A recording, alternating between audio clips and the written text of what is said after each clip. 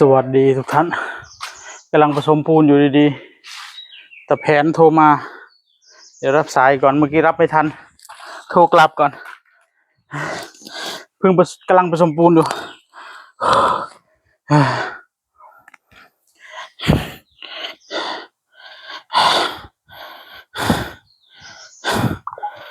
โทษเมื่อย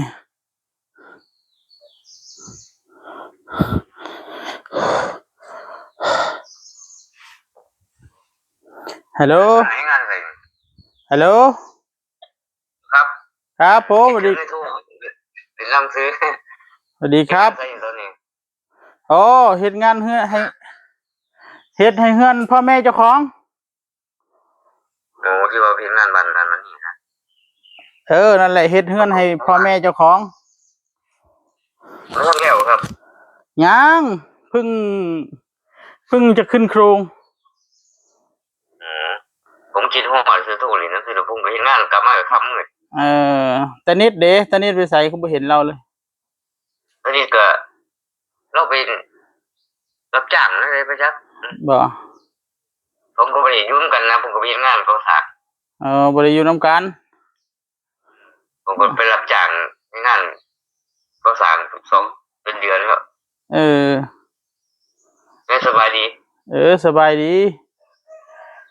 คิดฮอดตู้นี่นั่นคือแบบคิดฮอดแต่โทษเรียนน้ำซื่อเนาะเอาไปคิดฮอดมีหลายคนอยู่ด้วยกันเนาะอันนี้ก็กำลังเฮ็ดเฮือนให้พ่อแม่เจ้าของอยู่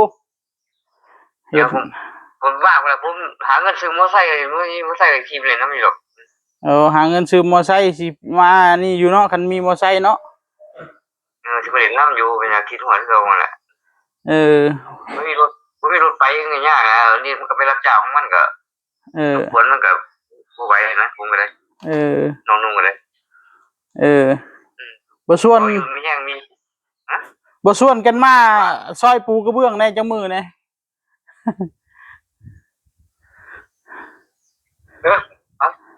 ผมกินมาบ่ดีคุยมาอยู่บ่ฮะผมกินมาหาบ่ดีจริงบ่คุยมันก็เอาคุยลงหาได้นะก็ว่าไปซอยปูกระเบื้องเนี่ยตามกินยังหลังฮัลโหลครับแล้วครับบ่ได้เฮ็ดหยังบ่ครับพ่นยาฆ่าหญ้าครับเอาบ่เป็นหยังนึกว่าบ่ได้เฮ็ดหยังหว่าคันว่างก็มันซอยปูกระเบื้องแน่ว่าซั่นแต่ว่าคิวยาวอยู่ครับนี่เอาบ่เป็นหยังครับรับจ้างบ่ช่วงนี้คือจะเงียบแท้ครับรับจ้างมีมืออันได้พักได้ส่วนมีมือพักเลยมันก็เข้ามันก็พ้นเข้าช่วงนี้ดำนาดำแล้วหรือบ่นานะหรือไดก็เดือนน้อยนึงครับอาศัยมือฝนตกก็เฮ็ดนาครับฝนก็ตกมันบ่ค่อยได้น้ำมันผ่านไปทางอื่นนะฝนก็เลยเฟซเก่ามันบ่ได้ใช้หรือบ่หรือไดคือโทรบ่ติดเฟซเก่านะมันล้มครับอยู่ดีๆมันพวกแอปพวกอันนั้นมันดอนออกเบิดเลยสงสัยเวอร์ชันของโทรศัพท์บ่ถึงว่ากฎหมายบังคับใช้สมพอโทรบ่ติดจ้ะว่าสิโทรแต่โดนแล้วว่าสิโทรให้มาซอยมุงหลังคาแน่ว่ะมุงหลังคาผู้เดียวมันบ่ไหวนะก็เลยว่าสิโทรหาแต่โดนแล้วล่ะโทรบ่ติดครับไปโทรมาหาอันเบอร์ตะแผนบ่โทรอยู่ตะแผนก็แล้วเลยบ่มันคือช่วงเพิ่นเฮ็ดไปเฮ็ดงานนะก่อนบ่ทีนะมิดจิลีอยู่เห็นโทรไปกับมิดจิลีอยู่บ่มีไผรับอยู่กว่าเพิ่นโทรกลับก็พอดีมุงหลังคาแล้วพอดีครับโอเคบ่เป็นหยังปูกระเบื้องอยู่ตอนนี้นะครับเผื่อโทรไปเพื่อว่างดอกคันบ่ว่างก็บ่เป็นหยังดอกโอเคสบายดีเนาะครับสบายดีอยู่ครับเมื่อกี้ได้ไปโรงเรียนบ่ไปโรงเรียนครับ เออให้มือจักบาทบัดนี้ ละ30มือ30นึกว่า300โอ้แล้วสิไปไสมื้อนี้นะไปพ่นยาบ่ ไปเบิ่งอากาศก็เลยมาหาตัดหญ้ารับจ้างก่อนมื้อนี้ หาตัดหญ้าก่อน ครึมๆเลยครับ เออ ตัดหญ้ารับจ้างก่อน เอาโอเคอัน10ไร่ สิตกมื้อนี้เลยผม 10ไร่11ไร่1,000อะนะเรื่องไหน ตัดเป็นไรครับ ตัดเป็นไร่แล้วบ่ เดือนเฮือนครับเดือนเฮือนเขาเจ้ามองละ200-300 อ๋อนึกว่ายังเมา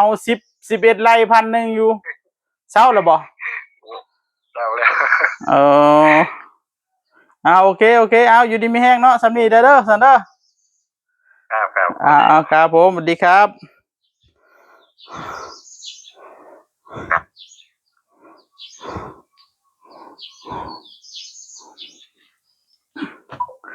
เพิ่นก็ติดงานน้องท่านนะเข้าใจเพิ่นเหตุการณ์เหตุงานอยู่เอาภาระหน้าที่ของแต่ละคนบ่คือกัน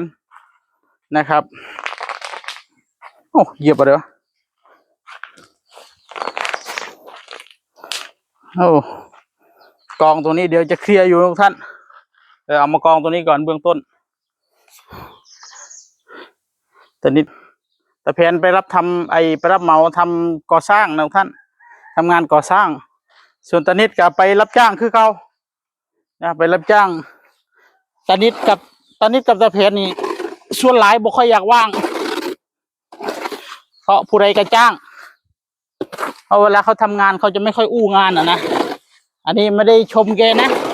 ไม่ได้อวยเพิ่นได้พี่น้องเอ้ยเพียงแต่ว่ามันเป็นอย่างนั้นจริงๆเวลาแกไปทำงานเนี่ยแกก็จะไม่ค่อยพักนะกินข้าวเสร็จก็ตัดลุยต่อเลยประมาณนั้นนะ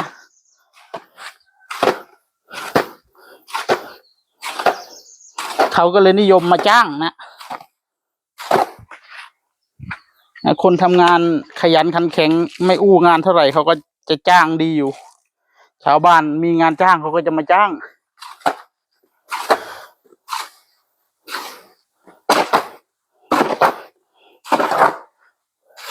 แต่ถ้าตะวุฒิเนี่ยเขาจะไม่ค่อยจ้างเพราะตะวุฒิชอบอู้งานแล้วไม่มีใครจ้าง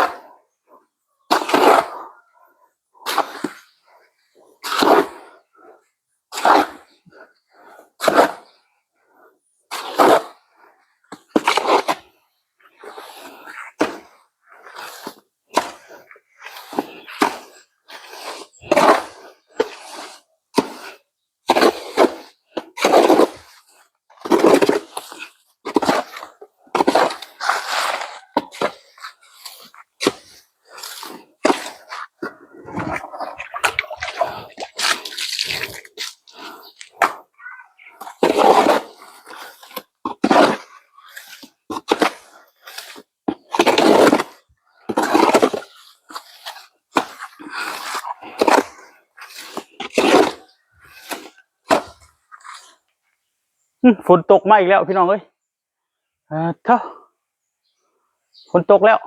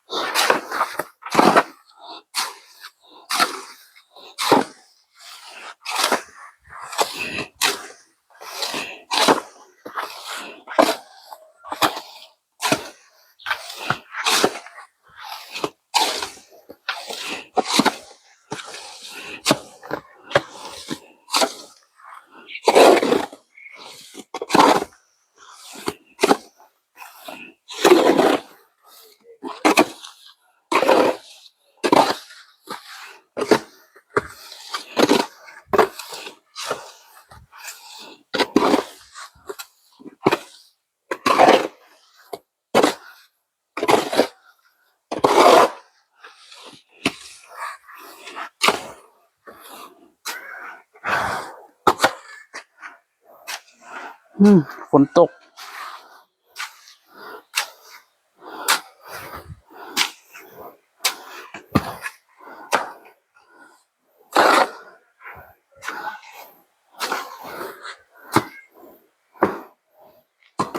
ฮะ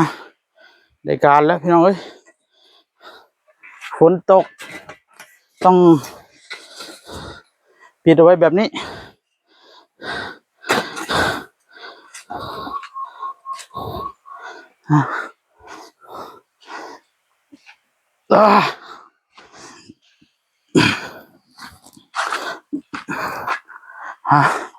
ฝากไว้ที่นี่ทุกท่านสวัสดีครับ